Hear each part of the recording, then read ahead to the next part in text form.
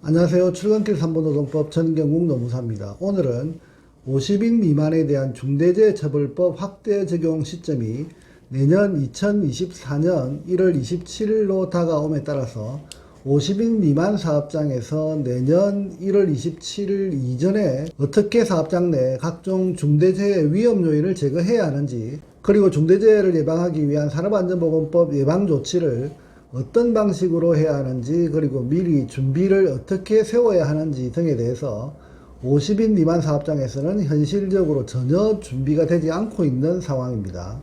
현재 통계상 전체 사업장에서 매년 12만 명의 산업재해는 발생하고 있고, 그중 사망재해는 매년 2천여 건이 발생하고 있습니다. 이를 하루 발생 건수로 환산하면 하루에 약 6명꼴로 사망재해가 발생하는 우리 현실에서 전국 어디서 어떻게 중대재해가 발생할지 사실상 예측하기 어려운 상황입니다. 이런 이유에서 내년 1월 27일부터 중대재해처벌법은 시행되는데, 이러한 중대재해처벌법에서 정하고 있는 사업장의 각종 의무사항은 어떤 것이 있는지, 그리고 중대재해가 발생하지 않도록 예방조치를 할 수 있는 사업주 의무사항은 어떤 내용으로 정의하고 있는지 알아보는 시간을 가져보도록 하겠습니다. 산업안전보건법에서는 사고 발생 시 사고 발생 현장 관리자에 대한 산업안전보건법 위반사항 여부를 확인한 후 이를 처벌하는 데 목적을 두고 있는 반면에, 중대재해처벌법은 비록 현장과 시간적 그리고 공간적으로 떨어져 있다 하더라도 산업안전에 대한 최종 관리자로서 사업주 또는 경영 책임자 등을 처벌하는 것으로 정하고 있어서 사실상 사업주에 대한 책임의 목적을 두고 있는 그런 법입니다. 이러한 기조하에 중대재해처벌법은 사업주에게 안전보건 확보 의무를 법 제4조에 명시하고 있고, 이를 4가지 항목으로 그렇게 크게 정하고 있습니다. 그 첫 번째는 안전보건관리 체계를 구축하고 이행하도록 그렇게 하고 있습니다. 이 부분에 대해서는 다시 시행령에 총 9가지를 정하고 있는데, 중대재해 예방 컨설팅의 그 핵심은 시행령에서 정한 9가지에 대해서 어떻게 사업장별 실태에 맞게 잘 준비하고 있는지, 그리고 이를 잘 이행하고 있는지를 확인하고 준비하는 그 절차입니다. 만일 사업장 실태조사 결과 미비사항이 있는 경우에 어떻게 관련 법령에 맞게 준비할 것인지를 사업주 및 안전관리자에게 정확히 주지시키고 세팅하면서 이를 운용하는 방법에 대해서까지 세부적으로 진단하고 설계하는 작업을 하게 됩니다. 그리고 두 번째, 재해 발생 시 재해 방지 대책의 수립 및 그 이행에 관한 조치사항을 확인하게 됩니다.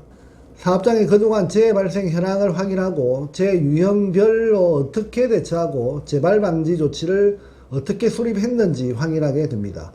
사고 유형별로 재발방지 대책은 위험성 평가 부분과 연계될 수 있기 때문에 위험성 평가에 대한 기초 개념을 정확히 확인하면서 진행해야 하는 항목입니다. 그리고 세 번째, 안전보건 관계 법령에 따른 의무 이행에 필요한 관리상의 조치를 잘 이행하고 있는지를 점검하게 됩니다.